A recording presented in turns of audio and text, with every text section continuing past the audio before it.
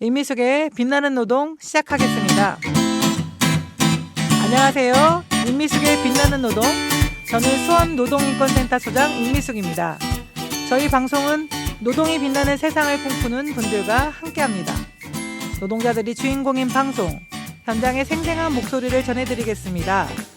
오늘은 우리가 살고 있는 집, 건물을 만들어주시는 건설 노동자들과 함께합니다.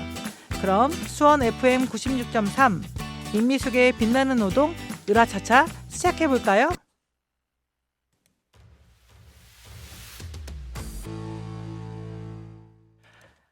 (2024년) 첫 방송 가오의 시작 노래를 들려드렸습니다. 새로운 시작은 늘 설레게 하죠. 2024년 여러분들은 어떠세요? 설레신가요? 솔직히 23년 너무 고생을 해서 설렘보다는 걱정이 앞섭니다. 우리 윤석열 정권 또 어떻게 우리 노동자들을 못 살게 굴지. 그러나 가만히 있지 않겠다는 우리 노동자들의 반격이 24년 시작되고 있습니다. 윤석열 정권의 퇴진 생각만으로도 설레는데요. 올해는 푸른 용의 해 갑진년이니까 하늘로 솟는 용처럼 우리 노동자들의 삶이 나아지는 한 해가 되었으면 좋겠습니다. 자, 노동의 포커스를 맞추다 노동 포커스 시간입니다. 꼭 알았으면 하는 노동 소식을 전해드리는데요. 함께 하실 분은 수원노동인권센터의 이미영 이사장님입니다. 안녕하세요. 네, 안녕하세요. 반갑습니다. 네, 지난 첫 방송 때도 저희 노동초대석의 돌봄 노동자 편의 주인공이셨는데요. 혹시 주변의 분들 들어보신 반응 있으신가요? 네, 저도 낯설고 어색한 경험이었는데 방송 이후에 듣고 잘한다고 얘기해 주시는 분도 계시고 또 앞으로 응원하겠다라는 문자도 주시는 분이 있어서 정말 색다른 경험을 했던 것 같습니다. 네, 우리 그 이사장님 목소리 굉장히 좋으시더라고요. 라디오에서 방송에서. 자, 오늘도 좋은 소식으로 우리 청취자분들과 함께했으면 좋겠습니다. 자, 오늘 준비하신 노동 포커스는 무엇일까요? 네, 오늘 제가 준비한 소식은 매일노동뉴스에서 노사정 전문가들이 선정한 23년 10대 노동뉴스입니다. 매일노동뉴스에서 내용을 가져와서 같이 공유했으면 좋겠다 싶어서 가져왔습니다. 네, 23년은 윤석열 정부의 노동개혁 법치주의로 노동자들과 전쟁을 선포한 한 해였죠. 그래서 많은 뉴스거리가 있을 거라 생각하는데 10가지 다 들어볼 수는 없을 것 같고 몇 가지만 한번 간추려서 좀 얘기를 해주시겠어요? 네, 10가지 뉴스가 다 소중하고 또 우리를 힘들게 했던 뉴스들이 많아서 다 소개를 드리고 싶었긴 하나 시간상 그러지는 못할 것 같고요. 10대 노동뉴스의 1위는 국회 문턱을 넘은 노조법 2, 3조 개정안 대통령이 가로막다입니다. 역시 이게 1위 노동 뉴스죠. 저희가 첫 번째 방송에도 다뤘던 내용이기도 합니다. 네, 그러니까 천문학적인 손배 가압류로 수많은 노동자들이 목숨을 끊는 등 안타까운 소식이 많았었는데 국회 문턱을 겨우 넘었는데 결국 대통령이 거부권을 행사했습니다.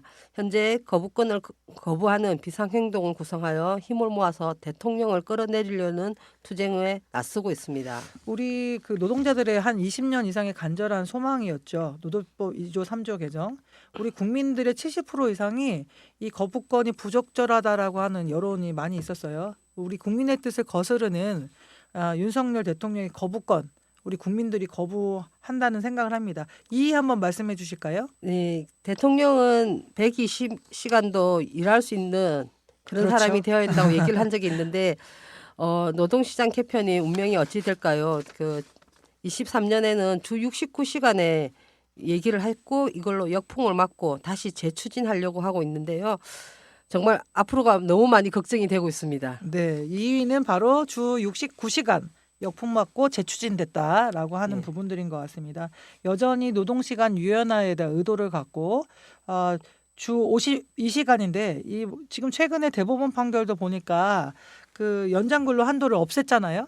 그런 문제들이 있는데 노동시간 유연화의 의도를 갖고 있다는 생각이 듭니다. 그래서 우리 최저시급 노동자들 같은 경우도 이게 장시간 노동을 내모는 거라고 해서 어마어마한 반대가 많이 있었습니다. 24년 윤정부 다시 노동시간 개편 운명 어떻게 될지 정말 걱정이 됩니다. 3위 말씀해 주실까요? 네, 그 노조가 회계 공시를 해야 소득 공제를 받게 하겠다라고 하는 노조법 소득세법 시행령을 개정하겠다는 내용으로 해서 정부가 노조 회계를 감시하겠다는 회계 장부를 보겠다는 내용으로 해서 정부 손바닥 위에 올라간 노조 회계 장부가 3위를 차지했습니다. 아, 네. 뭐 자세히 얘기를 좀 나누고 싶지만 이 문제도 뭐 시간 관계상 다 얘기를 못 나누는데 어쨌든 노조 회계를 꼬투리 삼아가지고 또 이제 노조 회계의 투명성 불법이다 하면서 양대 노총을 이렇게 불법으로 몰고 싶은 게 윤석열 정부의 의도가 아닌가 이런 생각이 듭니다. 다음 뉴스 한번 들어볼까요? 네, 지금까지 뉴스를 보면은 정말 노동자들이 걱정에 걱정을 더하는 그런 뉴스들이 많은데요. 제가 지금 소개해 줄 수 있는 5위와 7위의 뉴스도 진짜 걱정이 안 될 수가 없습니다. 네, 궁금하네요. 네, 5위는 중대재해 선고가 중대재해로 인한 재판에서 선고가 90%가 집행유예가 났다는 내용과 김용균 5주기의 대법원이 원청 대표를 무죄로 선고한 내용입니다.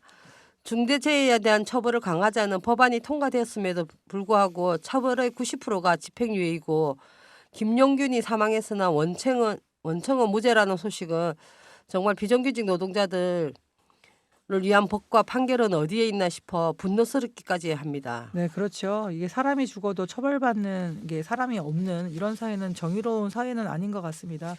정말 안타까운 정말 2023년에 많은 일들이 있었는데요. 마지막 한 뉴스 하나 소개시켜 주시겠어요? 네, 마지막으로 제가 소개할 뉴스는 4위가 되겠는데요. 바로 양해동 열사의 분신을 부른 건폭몰이입니다.